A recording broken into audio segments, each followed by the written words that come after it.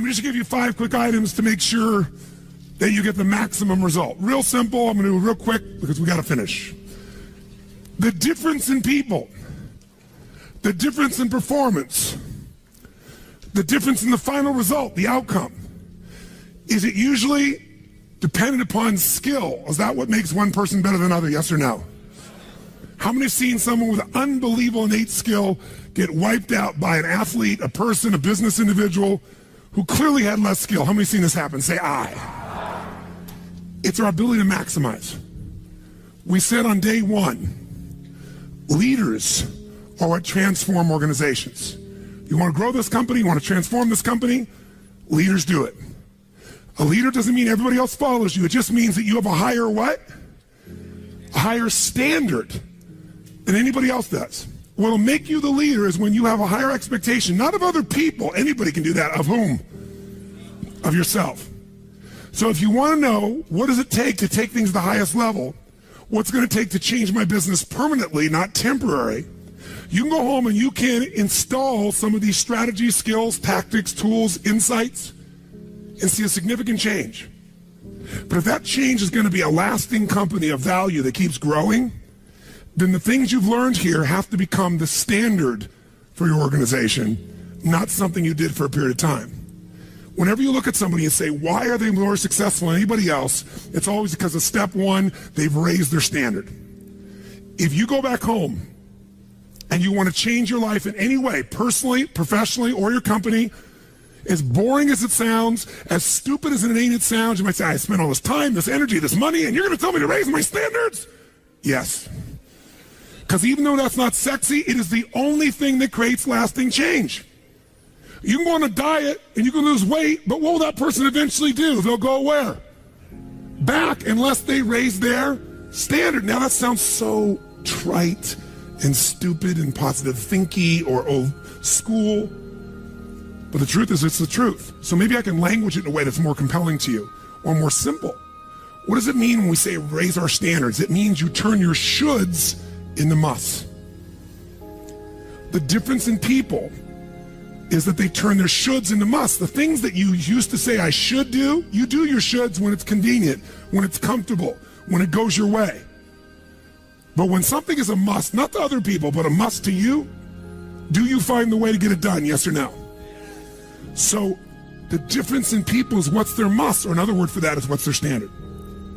Every person in this room right now, our bodies are a reflection of our physical standards.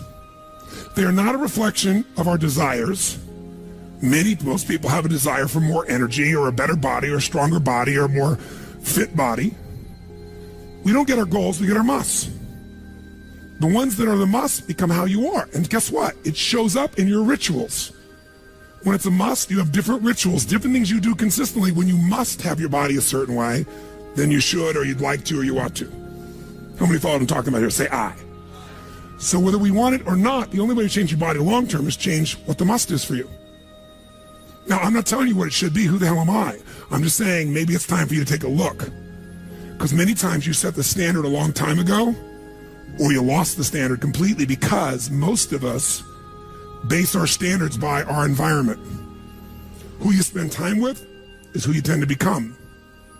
So if everybody around you is gaining a little weight, or everybody around you is, constantly tired, after a while, even if you had high energy, you don't want to make fun of them or tease them or make them feel bad. So gradually, subconsciously, you lower your own standard just a little bit. And that little bit is that old metaphor, overused but true. You take a frog and put him in boiling water, what's it going to do? Jump right out. But if you put him in and turn the water up real slowly, over time, it'll boil to death. That's most people's lives, isn't it? And it's usually because you haven't remembered the power of who you spend time with. Who you spend time with is who you become. So one of the things that's great about this 5 days is you found people from all over the world who are all absolutely committed to go day and night, night and day, literally, sometimes with food, sometimes without, but whose standard was, I am here to maximize who I am, what I'm about, what I'm going to take home, what I'm going to create. That raises your game. Remember, play against somebody you're better than, your skill's going to go down. Play against somebody better than you, just to stay on the court, the game has to go up. Want to change your life? Raise your standard. Want to Raise your standard the most, get around where it's better. Surround yourself with people playing the game much higher than you are. So just to be around them, your game has to rise. That's part of what we try to do. When we come into a company, we create that by raising the standard amongst them. Or you got to do it by yourself, but you got to do it. How many agree with me on this? Say I. And it starts with whom? It starts with us. So raise the standard. I remember when I met Michael Jordan for the first time, and it was while he was still with the Bulls. And I asked him, I got a chance to do some coaching, a bunch of people, and then got introduced him because of this. And I said, Michael, I said, how is it you do this? I mean, you're the best that's ever lived at this stage. Got to ask the same question of Wayne Gretzky.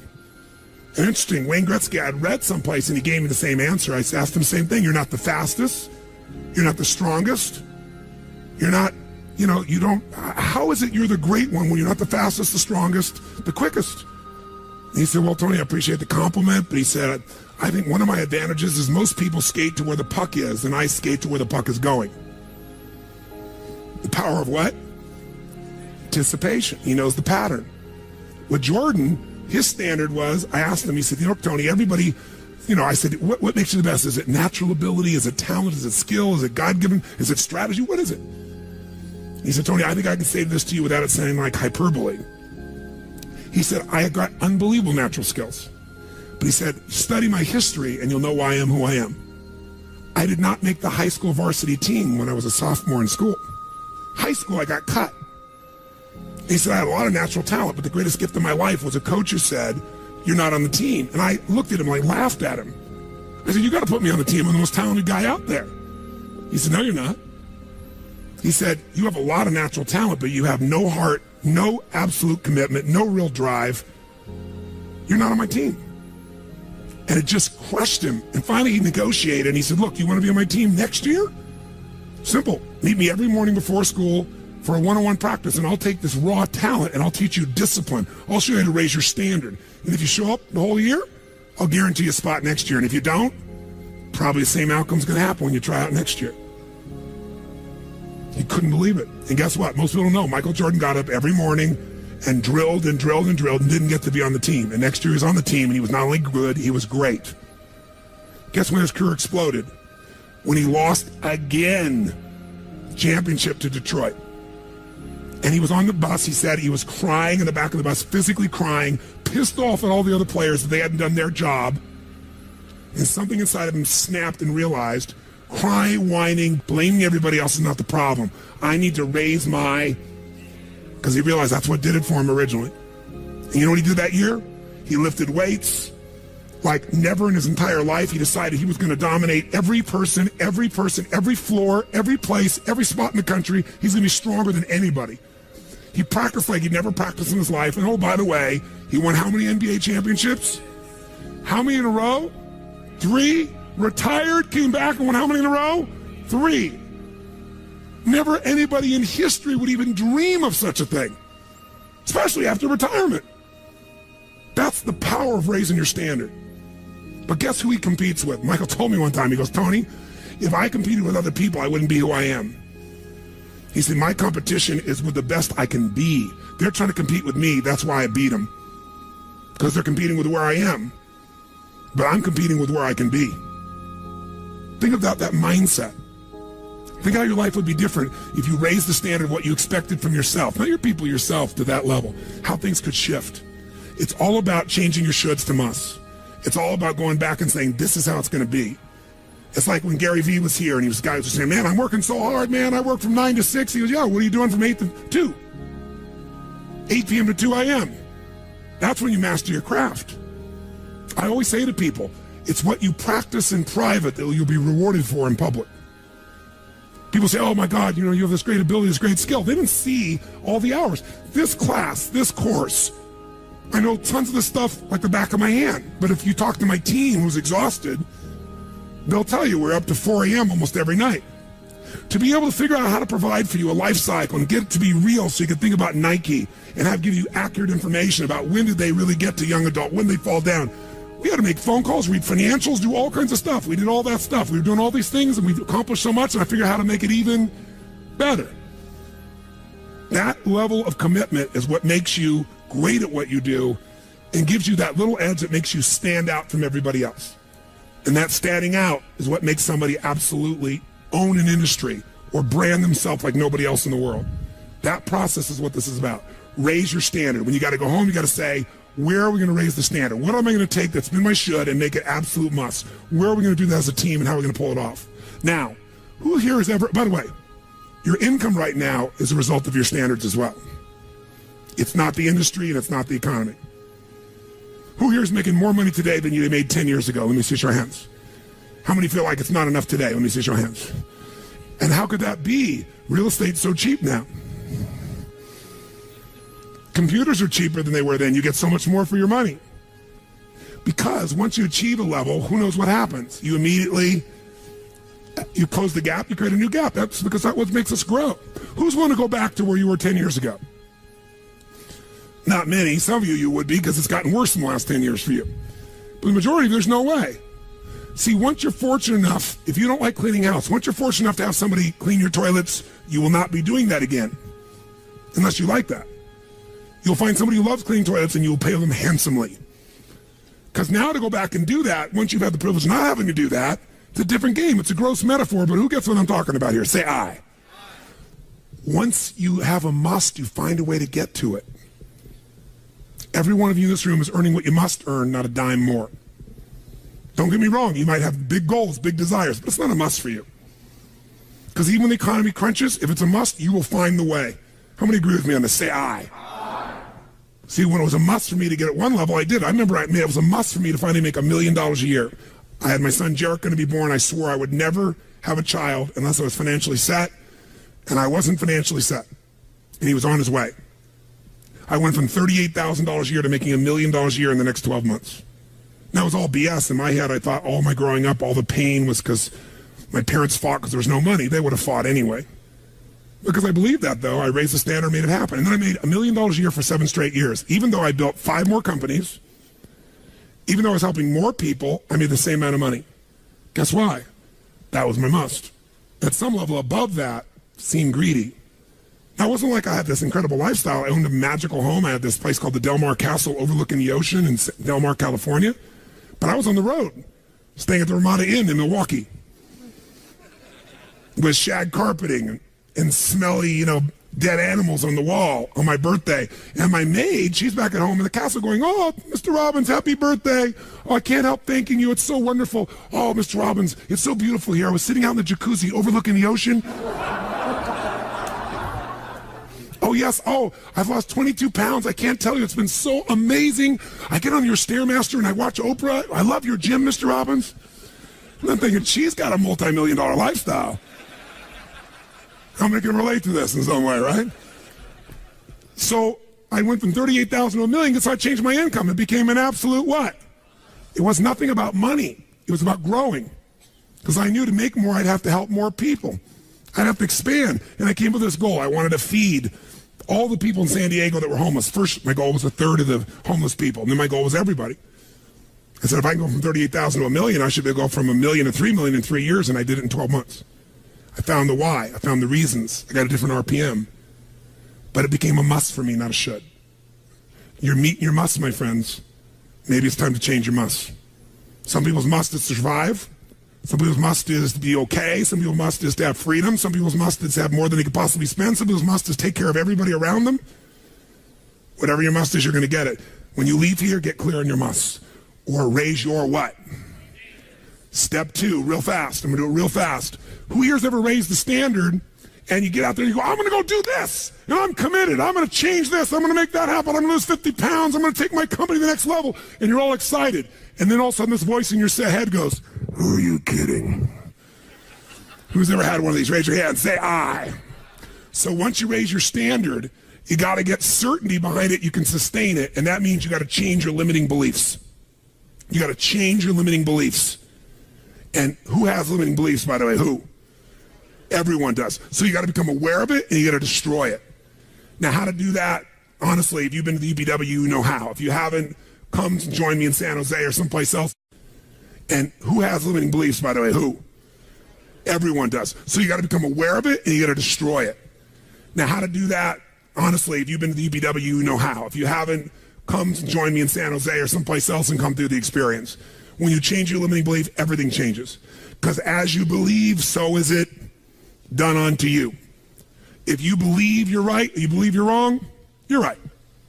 Because whatever you're certain about, you find a way to support it. I always teach people to exercise. Try this. And if you know it, do it fresh. Look in this room real fast for everything that's brown in this room. I'm going to give you a test. What's brown? Quick. Look for brown. Look for brown. Look for brown. Brown hair, brown clothing, brown. Close your eyes. Tell me everything you saw in this room that's red. Raise your hand if you see more brown in your head than red and say I. Open your eyes. Now look for red. Look for red. Look for red. Look for red. Look for red. Look for red. Look everywhere for red. Look for red. Raise your hand if you found more red this time. Raise your hand and say I. Why? Because you're looking for it. Because whatever you focus on, you'll find. In fact, you'll find stuff that's not there. How many saw beige, called it brown just to feel successful? How many saw burgundy, called it red just to feel successful? See, once you believe something is a certain way, out of your need for certainty, you'll change things to meet that belief. Let me show you in 2 seconds flat why the rich get richer and the poor get poorer. I call it the success cycle. Real fast. Draw yourself 4 squares, put them up on the screen here. You'll see, as I do this, take a quick look. You'll notice you've got the word potential up in the left-hand square. Up in the right-hand square is the word action. Bottom right is the word results. Bottom left is the word belief, or another word for that would be a sense of certainty. Potential, action, belief, results. And notice there's arrows in a clockwise fashion where they just keep feeding each other over and over and over again. So again, it's potential, action, results, belief, or another word for that would be certainty. Now, did you ever notice how rich people tend to get richer and poor people to get poorer? And I don't just mean rich in financial terms. I mean people that are rich emotionally. Did you ever notice how happy people tend to get happier? And depressed people tend to get more depressed? How many found this to be true? Say I. It's because the power of momentum and what I'm about to show you. So let me show you something here. What's the potential of any human being? You tell me, quick. Unlimited. Do most people's results reflect that true potential? Yes or no? No way. Why? Because most people aren't taking enough what? But is it possible to take a lot of action and still get lousy results? What if you got a salesman that works for you and they walk out and they knock on 100 doors and they say, you wouldn't want to buy anything from me, would you? Or they don't say that verbally, but they say it non-verbally. Is that going to affect their results? Yes or no? So it's not enough even to take enough action, because when we believe it's not going to work or we're uncertain, does that affect how much of our potential we tap? Yes or no? See, if you don't think it's going to work, you're not going to put out a bunch of your energy when you think it's going to fail. And by the way, when you're not sure, you tap little potential. Do you take little or a lot of action? When you're not sure, when you think it's not going to work, do you take massive action or little action? Now, when you take little potential with little action, what kind of results do you get? Little lousy results. And when you get lousy results, what does that do to your belief? You go, see, I told you it wasn't going to work. Told you it was a waste of time. And then, by the way, when you have less belief, how much more potential do you take? More or less? If it's possible, you tap less potential, more or less action. Less. And what happens to your results? They get even what? And now they got worse results. What's that do to your belief? And by the way, now you see the current economy. Isn't it true? Everybody out there is going, oh my God, the results are so bad, it's going to get worse in the future. So I better pull in my horns. There's less potential. So I'm not going to push as hard. I'm not going to take much action. Oh my God, I'm getting lousy results with little potential of action. Oh my God, it's going to get worse. That's what creates a recession, depression, whatever you want to call it. How do you change that? By the way, can it work the opposite direction? What would happen if something inside you gave you so much certainty inside of you that you felt absolutely certain that recession was your friend? That the worst economy for you was the greatest time on earth, that all you had to do is manage your state and apply your fundamentals and immerse, stay coached so you don't get off target, keep taking action, and you could own your business and you go to other people's businesses. How many believe that, by the way, now? Say I. When you have that kind of certainty, are you going to use more of your potential when you go home or less? Which one, my friends? Are you going to take less or more action? When you are certain and you use lots of your potential with massive action, what kind of results do you get? Massive action gets massive results. What kind of belief do you get now when you get better results? You go home, you use your core story. You go home and you take one of these techniques, you get a different response. You go home and you stimulate a new source of profit or income. You go home and you add a service. You go home and do anything. And it works. Your brain goes, yeah, it works. Now, by the way, at Home X, we went in there. Thank God we went in there because they took our stuff and it looked like it wasn't working. Do you remember that? Yes. Because some people there didn't want the change to happen. So we had to dig in and find out it was working. We knew you can't take action. You can't sow that seed and reap nothing. So we uncovered what was really going on. You're going to have to watch for the same thing, depending upon the size of your organization. But bottom line, when you get great results, belief gets stronger. Now you're totally certain. Are you going to use more or less potential, my friends? Which one? More. You're going to take even more what? Going to even greater what? Even more certainty. And now what happens to your business? Boom, boom, boom, boom, boom, boom, boom. And now you have a different momentum. And so your economy does not have to reflect the economy. You get to create your economy. You get to decide whether you freeze to death or ski or snowboard. It's winter, but you can have the best time of your life. It could be a sunny, beautiful, magical time. But what you got to do is you got to manage this process. In order to do it, you got to change your limiting beliefs. And this week has been about doing that by giving you so many tools and examples that you'd be immersed. But I promise you when you go home, all this is going to be tested. A, because all the stuff that's waiting for you after being gone for 5 days. B, all the people there you work with their limiting beliefs, whether you have one employee or two because you're an army of one or two people, or whether you got 10,000. And so you have to be able to implement. This, by the way, is, I'm going to sell you, bring us in if we can help. Do you think we could help? Yes or no? Yes or no? Bring us in and we'll do it. Or get your team together and find a way to make sure this momentum goes in the right direction. Make sense? This is the must. If you have this high standard, but you don't really believe because the momentum's in the wrong direction, having the tools will be worthless. That's where certainty, that's where everything else we teach, that's what I do in my events, that's where you guys have been there before, that's what you got to bring to the table. What are the 5 keys for integrating this? Number 1, you got to go home and raise your what? Come on, guys, raise your what? Which means turn your shoulds into. Step number 2, you got to go out and change your limiting what? Find anything that's limited you and destroy it. What's the fastest way to destroy it? You can do it very quickly by producing the results in your mind over and over again. Or, why do you think I get people to walk on fire? Because they think it's impossible. When they walk in this fire, mentally you might say, oh, I can do it. But when they get in front of that fire and it's 2,000 degrees burning hot coals, it gets their full attention. And suddenly they have a state change. And when you get yourself in a state where you can storm through fire, it's not about fire walking. The state you're in to get yourself to walk across fire is the metaphor for anything that used to stop you, the fire of your life. And by the way, when you cross fire and you're on the other side doing something you once thought was difficult or impossible, it's that easy, your brain goes, what else can I do that I thought was impossible? It's unbelievable. It's not intellectual, it's emotional. Plus, after fire walking, cold calling is not a problem. You get the idea, ladies and gentlemen? All right? So what we're really talking about here is changing your beliefs. Now, here's the third key. If you're going to get maximum results, you got to model what works. We brought you for 5 days and nights here, models of what works. Go back and get them. Now, here's where the challenge is. How many got tons to do in your normal list of things to do when you go home? How many got a lot to do? Say I. How many have a lot of outcomes you got to go after? Say I. How many have the same amount of time you had before? Say I. So in your business, if you need something to get done, you get it done because it's an absolute what? Or you hire someone to get it done. Hire us, hire someone else, get somebody inside. But are these things you're going home with musts or shoulds? Which one? Do whatever it takes. You say, I don't have the money. You don't have the money not to. Forget us. Hire somebody as an individual who knows what they're doing and put them in there. Leverage yourself. The only way you're going to get the game bigger is by taking a little bit of what, my friends? Risk. But that means get yourself some resources.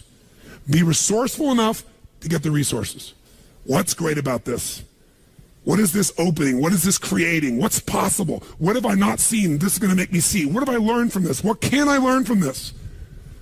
What am I willing to do to still have it the way I want it? That's the 4th step. You intensify, and you innovate. And then there's the final 5th step. And that 5th step's really simple, my friends. And that is step up and give. Step up and give more than anyone else could possibly expect. The ultimate transformation happens when you stop trying to get and you start to give. Whenever you're at your best, you're giving. I remember so vividly driving in my car, my Volkswagen Bug, and I was struggling, and I was 19 years old. I was driving on a freeway in San Gabriel Valley, the 210 freeway, I'll never forget. And it's midnight, and I'm frustrated. I felt like I tried everything, and I had these big hits, like the one you just saw, and nothing was going my way, and I was frustrated, and I kept thinking, how come I'm not getting what I want? And all of a sudden, it just hit me on the freeway. I pulled over the side. It was almost midnight, no cars really around, grabbed my journal, and I wrote, I still have the journal to this day from when I was 19 years old, full page, and I wrote, the secret to living is giving. And I realized why I wasn't doing well. Because I all focused about what I wasn't getting. I was not focused on what I was not giving. And the whole game changed.